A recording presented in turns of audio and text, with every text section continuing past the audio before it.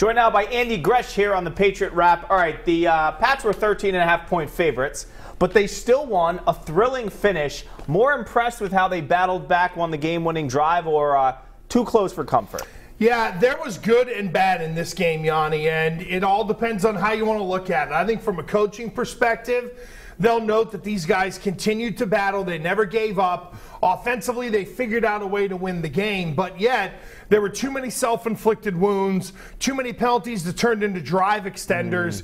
I mean, look, they did all they could to try to hem in Deshaun Watson, and we talked about it on New England Nation. Don't let that guy keep plays alive with his legs, and that's exactly what he did. So I love the gumption. They showed us some guts, and Brady ended up pulling it out with his offensive line. But, man, there was a lot of inconsistency today.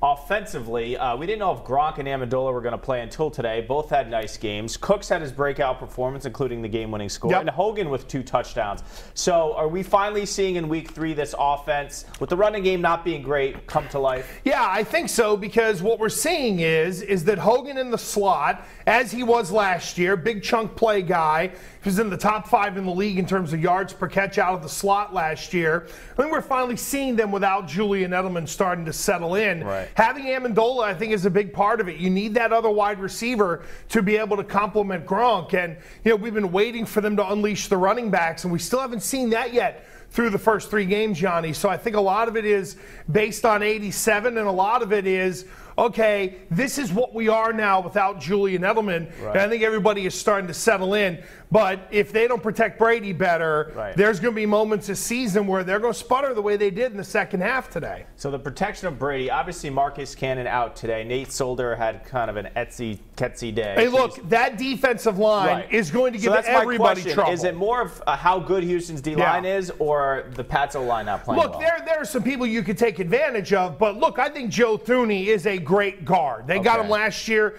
in the middle rounds, and the guy played every game last year, and he's been great.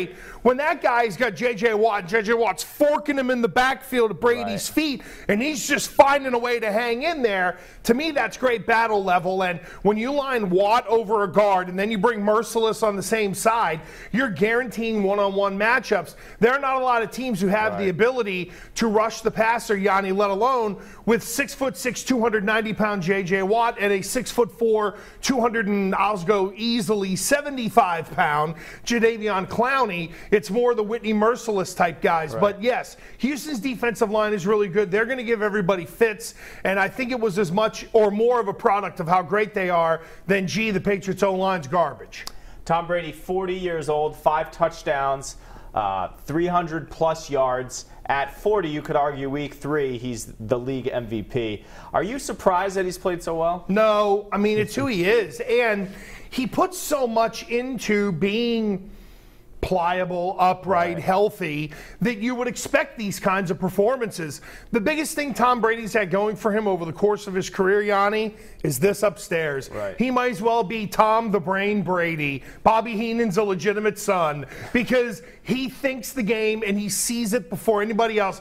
There's one point where they got backed up into their own end, and they're trying to get a drive going, and you hear him say to Gronk, you hear him on the microphone go, 87, quick. Gronk, quick, Gronk, quick. And boom, Gronk broke it off, 7 yards. And on the next play, they get the first down when they were backed up after the penalty. So the guy's still seeing the game as good as anybody, and I think that's his biggest weapon. And how he was able to corral the football and not fumble when Clowney got him on one of those sacks. You know, a lot of that is strength training and understanding of, I mean, that to me is where the experience of Brady comes into play, where he feels that backside pressure and he does everything he can to take care of the football. Whereas a guy like Deshaun Watson, you saw him when the play started to break down, holding it out there like a loaf of bread, like he's, you know, a crayon drawn on a piece of coloring sheet. All right, just getting started with Andy Gresh after the break. The rest of the day in the NFL, we go back to Foxborough and join Mark and Ruthie and much more on the Patriots Wrap coming up right after this.